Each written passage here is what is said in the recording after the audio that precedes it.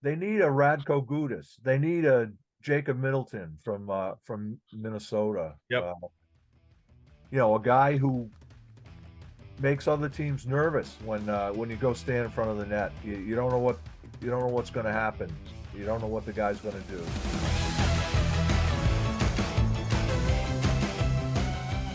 Welcome to another edition of the Pucks with Haggs podcast, the 53rd episode of the Pucks with Haggs podcast. Thanks for listening. I'm your host, Joe Haggerty.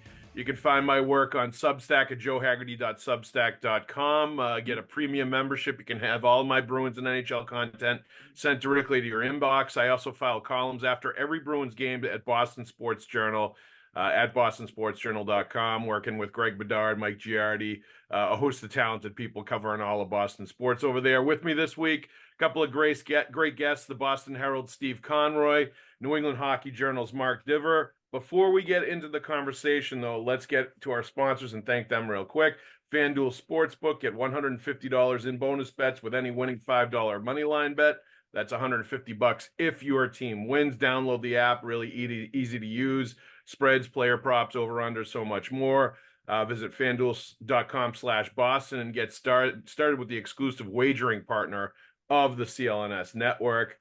And also, Factor Meals, America's number one ready-to-eat meal kit. Head to factormeals.com/Haggs50 and use code Haggs50 to get 50% off your first box. Delicious meals, ready in 2 minutes. If you're busy like me, they're perfect to just throw in the microwave and get going. All right, let's get to the business at hand. Thank you, gentlemen, both for joining us today. And Steve, just wanted to get your thoughts right off the hop, and right after that, Mark, too, about what we saw last night. That was an interesting departure from a lot of the games that we've seen recently. It was a lot different, both the offense and the defense, the breakdowns, the way the team played. There was a lot of stuff that was very uncharacteristic of this Bruins team. Obviously, the tone was set pretty early in the game with the wild start and goals back and forth, and it seemed like it was going to be wide open after that. But anything for you, Steve, to read out of that game last night? I don't know if there's too much to read. They had a chance to steal a point or two, and they weren't able to do it. It was just one of those games that they looked nothing like they had in the 4-game win streak that they had. Yep. Pucks were not sticking to the goalie, and defensemen were not clearing the pucks. There was, the Penguins had far too much free reign in the house, as they say. And Yep. It was just a bad game all around defensively. I mean, as they said last night, they were resilient. They kept fighting back. They had it, like I said, they had a chance to take a couple of points, and they weren't even able to get one. The biggest surprise of the whole night was that Crosby's goal with 8 minutes left stood for as the game winner. Yeah, you thought there was going to be a goal like in the last minute. Last one to score was going to win in like the last 2 minutes of the game, the way it was going. Maybe a little fitting that said the kid got the game-winning goal there. It was interesting listening to Brad Marchand talk about his fellow Nova Scotian afterwards and sort of the greatness that Sid the kid still has, and how maybe not enough people talk about Sidney Crosby anymore, even though he's one of the best players in the league, because everybody wants to talk about Connor Bedard, and it's kind of the ESPNization of the NHL, sort of obsessed with the 18-year-old kid picked first overall. So all that was interesting, and it was kind of fitting the way the game played out that Crosby gets the game winner at the end, even if it wasn't in the last couple minutes of the game. Mark, your thoughts on what you saw last night? Anything to read into it? And I agree with Steve, and I almost wonder if we're in that like fits and starts part of the schedule as we get to the dog days of January and February, where we're going to see games like this, and it's going to be, win 2, 3, 4 games in a row, lose a couple in a row. And as the schedule really starts to wreak havoc with the Bruins and their legs, we're going to see them, go on fits and starts for the rest of the season and not be as consistently good as they were at the beginning when they had their freshest legs. Yeah, I think there are going to be games like this going forward. You fall behind, you come back, you play the crap out of the top your top players. Yep. My takeaway is the greatness of Sid. Yep. Sidney Crosby in year 18, just such a great performance. now that Bergeron's gone, you see that reminded me of Bergeron in a It way. did. That kind of Yep. performance over the entire rink. I don't know how close he is to retirement. I think he's got a lot of gas left in the tank, but we're gonna miss him when he's gone for sure. Yeah, and Marchand said it really well last night. He was like, Crosby, part of the reason he's not going to get his due, or the media is not going to be fawning all over him now, is obviously McDavid is a little more exciting, fast, whatever. But he doesn't dazzle you, Sidney Crosby, with his skill. A lot of it is hard skill, just good compete, along with world class elite skill. But he plays like the playoff. He plays at a playoff level every single night, and he consistently does it all year long. And he just brings that level, and he sort of figured out what winning hockey is all about, how to play with his teammates, how to get the most out of them while getting the most out of himself, and just what great players do. And it was interesting when he started talking about Bedard, and how Bedard, yeah, he's talented, but he hasn't reached that level of understanding of his ability, how to make others better. What the real great players do, like Sidney Crosby, and that we should be talking a lot more about Sid. And I thought there were some really good points there, and I liked what you just said, Mark, about playing the crap out of some of your players, because I think that's something to watch with this Bruins team. And I didn't mention it in the notes of what we're going to talk about today, but I did definitely want to note, like, when you get into January and February in the weeds in the middle of the season, in the dog days, when you don't want to, blow out all your best players by playing them too much, you got to watch Pastrnak playing 23 minutes last night. And I didn't even know if this was right, but they had Hampus Lindholm for 29 plus minutes last night. McAvoy was in the 26 plus range. I don't know how much you can do that, especially when you start to get into the busyness of January and February, if you want them to have a full tank of gas when it really matters at playoff time. And I actually talked to Charlie Coyle about this last week, and mentioning what the best way is to get through the middle part of the season that's always tough for the players when it gets to this point. And he talked about using all your players and using your bench, and not playing everybody, too many minutes to wear them down towards the end. Steve, you think that is some level of concern? Because Jim Montgomery's kind of a little different. I remember Claude, you'd never see a forward go over 20 minutes back when he was coaching the team. And he really played the fourth line a lot, to the chagrin of people like Mike Felger. But he had that in mind when he was playing them. And they got away from that a little bit with Cassidy, but I still think he was sort of mindful of that.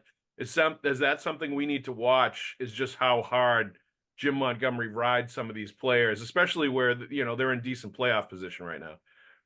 Well, yeah, but it's the nature of the beast when you've got 3 or 4 rookies in your lineup. Yeah. They score the first goal.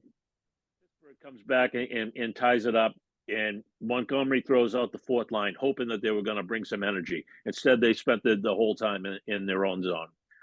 That was the start of, I think, the germ of him thinking, okay, I'm not going to be able to play this line that much tonight.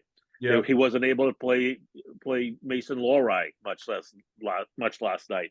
I mean, that's why you see Lindholm is up around close to 30 minutes. Lohrei was -3 in less than 9 minutes of ice time. That's tough to do.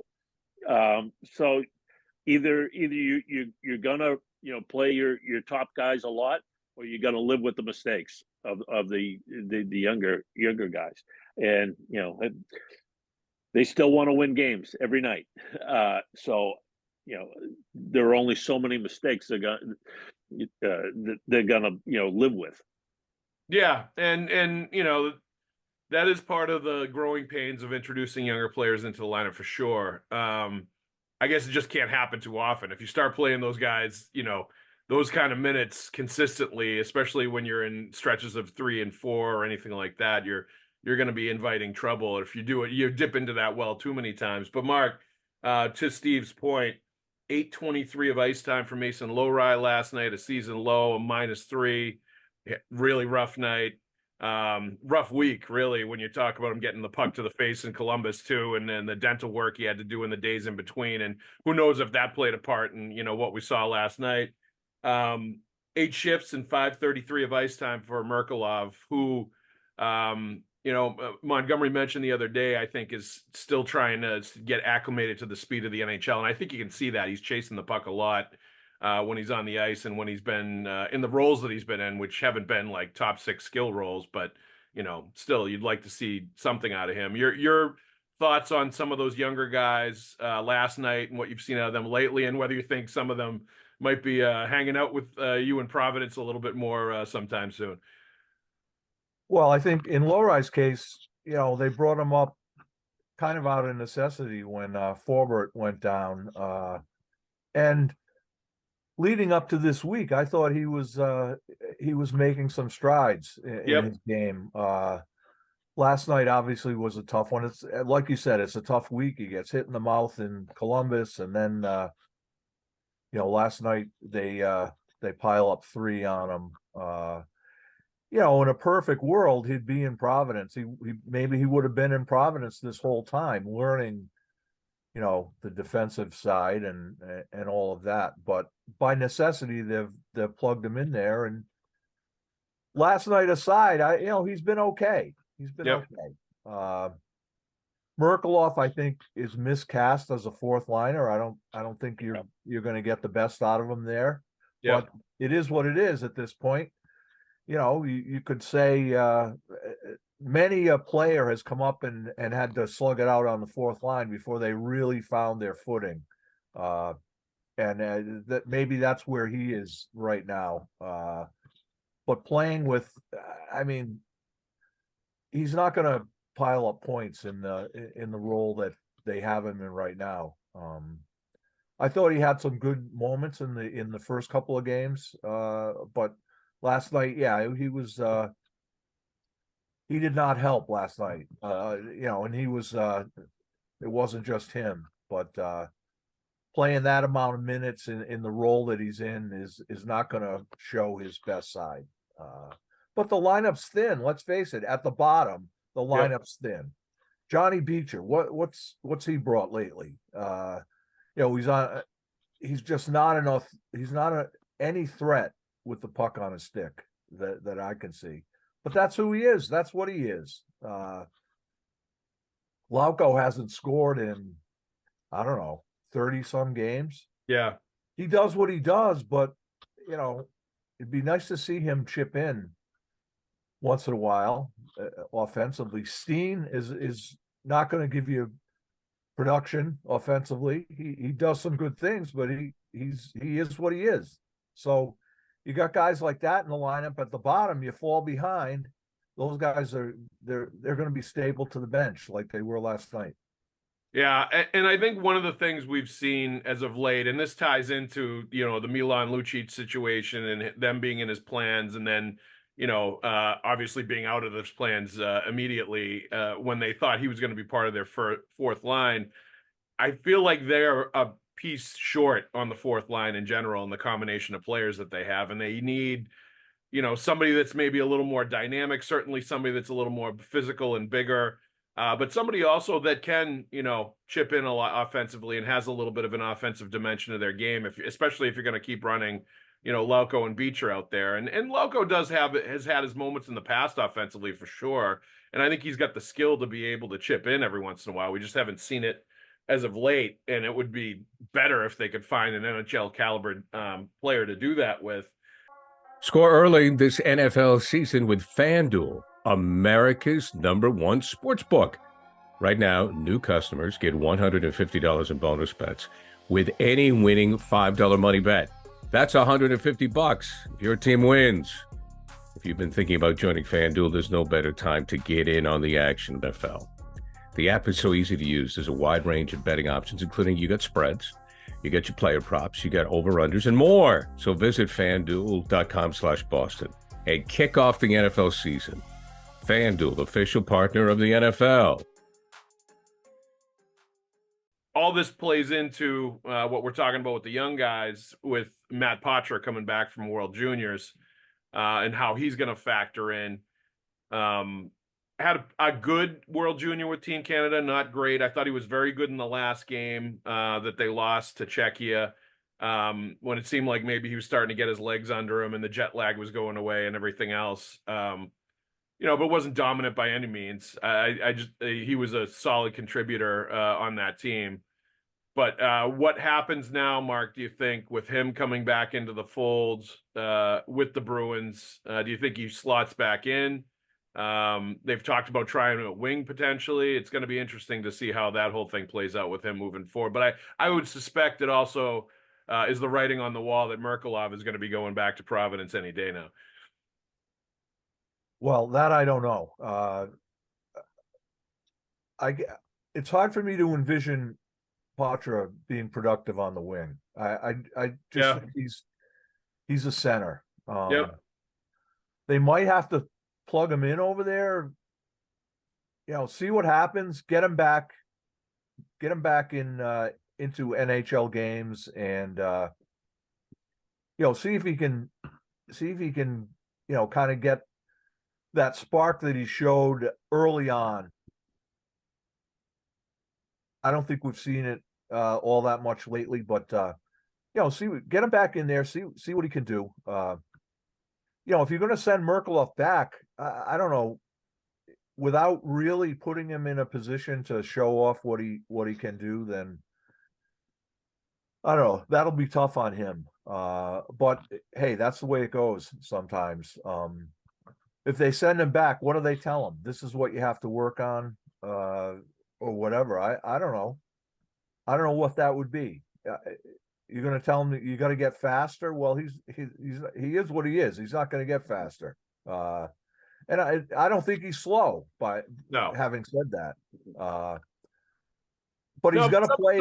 Sometimes you can also, for some players, it takes a couple times. Yes, absolutely. Sort of getting dropped into that NHL situation to really find your stride, figure out where you fit in, what works, just get up to that level of play and expectation and everything else that's going on. It doesn't always click the first time for all these guys either. Well, not comparing Merkulov to Brad Marchand, but if I'm not mistaken, Marchand was up 20 games and had no points, and then went back down and went on from there, and it's turned out pretty well for him. But he also started on the fourth line. Yes, he did. Maybe miscast in that role in hindsight. But that's like I said earlier, that often happens. You gotta take the opportunity and build on it. And 4 games for Merkulov, I don't know if that's enough, but that might be his fate at this point, and bide his time until the next opportunity.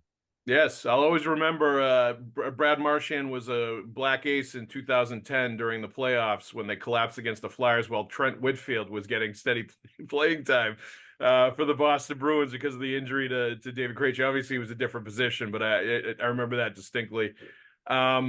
Steve, what do you think is going to happen here with Potra? How do you envision him in the lineup? Where do you think he's going to slot in? Well, I think he's. Like to see him center that third line with JV, with a combination of JVR or Heinen in Trent Frederick, and then you can drop Heinen down to the fourth line where he's been effective. In the couple of times he's played there. What they do with Merkulov, I'm not sure. It seems to me that he's not moving slowly. He's just thinking slowly right now, and that comes with the territory. He's getting his shots blocked because he's waiting a beat too long. So I think he needs some playing time to work his way through that part of it. And I wouldn't. He got one shift in. It might have been by accident. I wasn't sure. He got one shift with Pasternak and Zacha last night, and what can you do in one shift? But it was interesting to see him get that. I wouldn't mind seeing a little bit more of that occasionally, but they've got a lot of pieces in not a an obvious fit for a few of them. Right.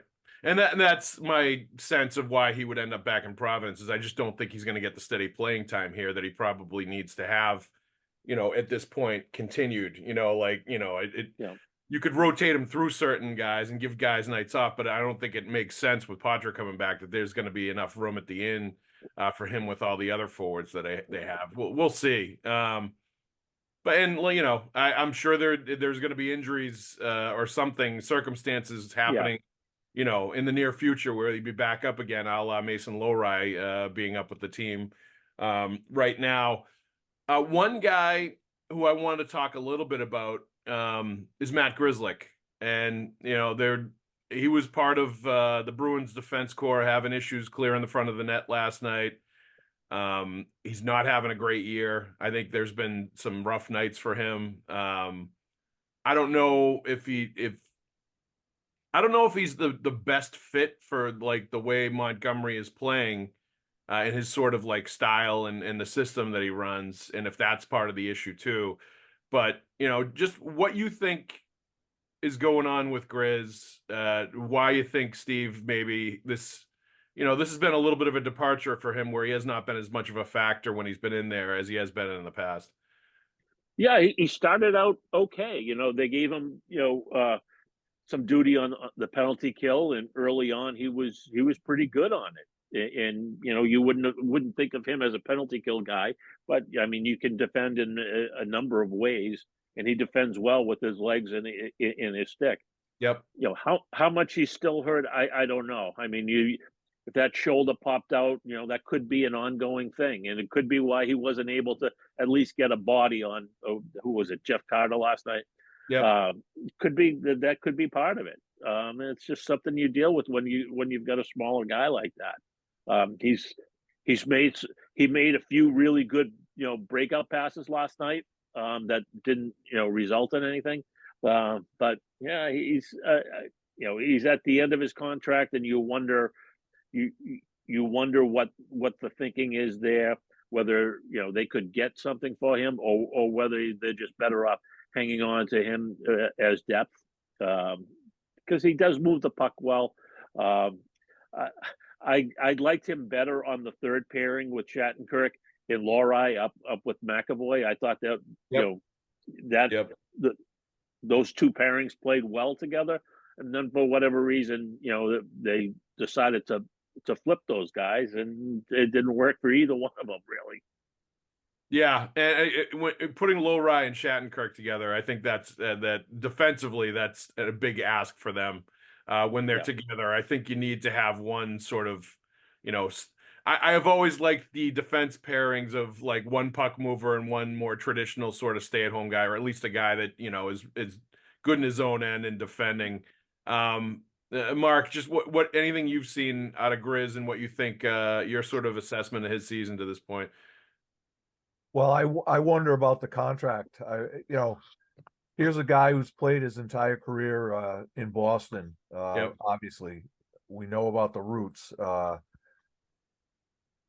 So I would think it's got to be unsettling for him to be in this situation where he's going to be a free agent, or he could be a free agent in just a few months, and no new contract at this point.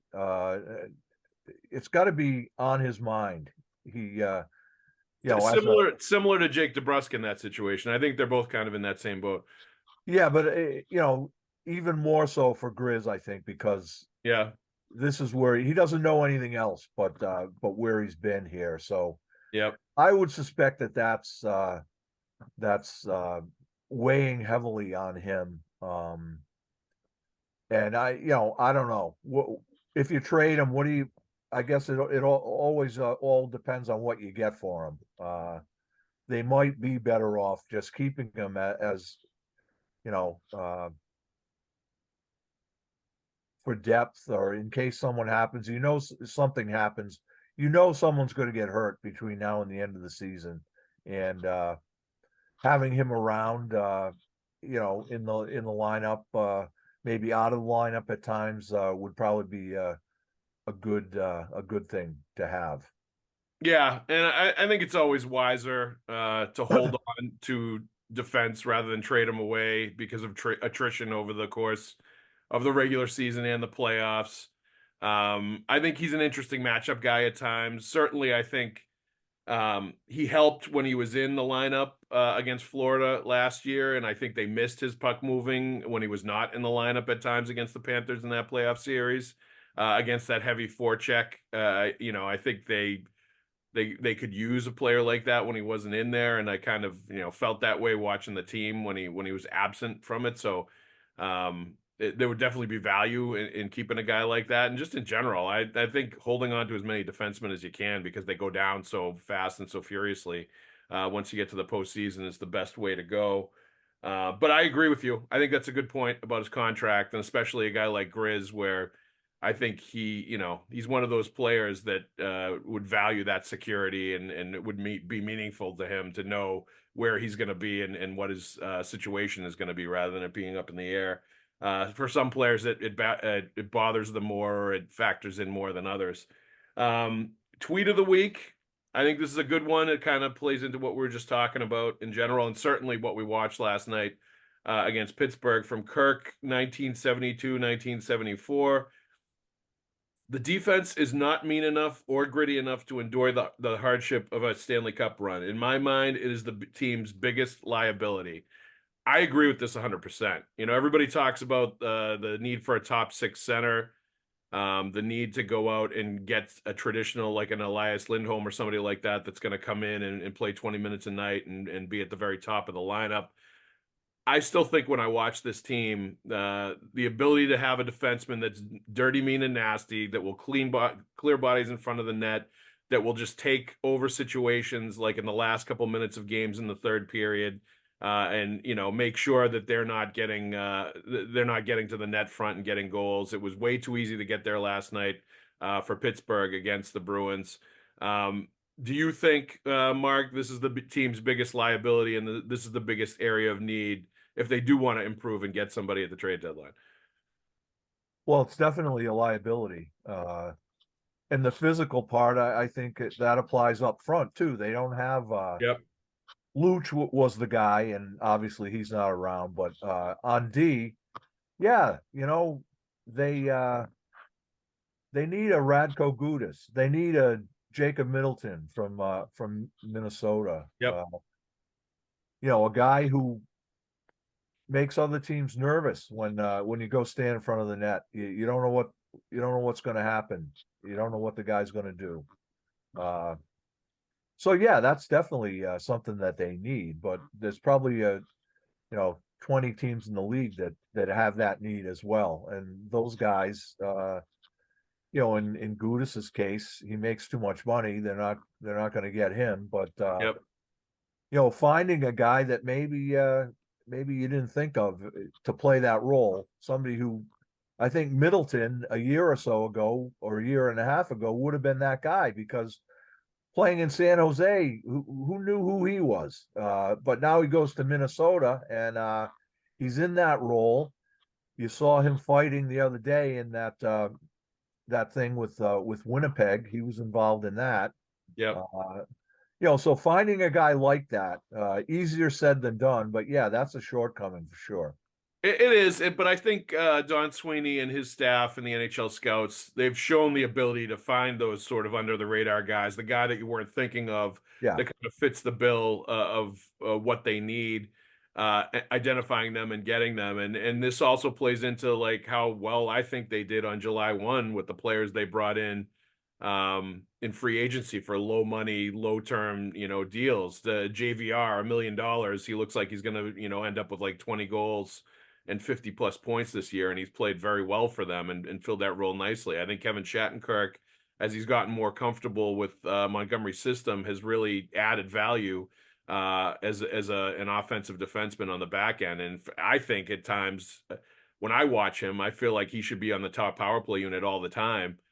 With those other offensive guys, rather than some of the other defensemen that get put out there that maybe aren't as comfortable in the power play quarterback role. Danton Heinen off the scrap heap has played very well too. Another guy that they brought in. So they've shown the ability to identify those kind of players that maybe you weren't thinking of to be really good fits for what they're doing and the style that they're running. Steve, do you think that that's the biggest team's biggest liability is lack of enough meanness, grittiness, or physicality from the defense in front of the net? Well, it was certainly the problem last night. It was. Um, It definitely was. This is an uh, apropos time to talk about this. There's no question yeah. about it.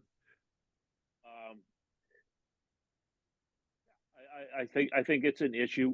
I think, you know, Derek Forbett doesn't bring that fear factor really. He's not that like mean and nasty, but he knows how to get rid of the puck and, you know, when it's sitting in the slot. Yeah. You know, so he'll help a little bit. Provided he's able to come back. This has been a long haul with this, core injury that he has. Yep. So, if he can come back and play like he's played in the past, it will help. But yeah, as Mark said, it helps to have a guy that has forwards looking over their shoulder and being a little nervous going into the slot area. So yeah, that is I would put that at the top of the wish list. Yeah, and necessarily finding somebody that fits that role. I don't think that's it potentially might not be the biggest cost in the world either to get that kind of a play in terms of assets, in terms of the contract that they have, all that stuff. So I think it's a very feasible, realistic get for them at the trade deadline, where some of this other stuff, just because of their salary cap situation, the lack of future assets that they have with, no first and second round picks and for the next few years and not wanting to trade their top guys. Some of these guys are not realistic because they're just not going to have the wherewithal to be able to pull off those kind of trades. But I think this kind of play, this kind of upgrade is something at the deadline that you definitely would be able to do. And that's where you might have to give up Grizz because of his salary to be able to fit somebody in. You look at a guy like Goodbranson, that's a pretty pricey tag, but he's kind of the guy that they need. Yep. So we'll see what happens there. But you want to keep Grizz, you want to keep all your defensemen because, as you said, they go down in the playoffs, but they might not be able to do it. Erik Goodbranson, he would be a great fit. I still remember covering a Bruins preseason game in Rochester, at where the Amerks play. This was Marchand's. This was the Stanley Cup year, I think. In one of their last preseason games, the game was not on TV, and Marchand. This is before he was established with the Bruins. To Mark's point, talking about him earlier, this was coming off the year where he played like 20 games, didn't have any points, and then was just about to establish himself as a fourth liner. I'll never forget. He pulled the Hanson brothers thing, where he hooked the goalie's skate as he was skating by him and like pulled a skate out and tripped him and then skated away. And Goodbranson lost his mind, started chasing Marchand up the ice to try to get him, totally stopped playing his position, and the Bruins ended up scoring a goal because Goodbranson was like hell-bent on kicking the crap out of Marchand instead of actually playing defense. So like that, I always think of him when I think of that moment when I hear Erik Goodbranson.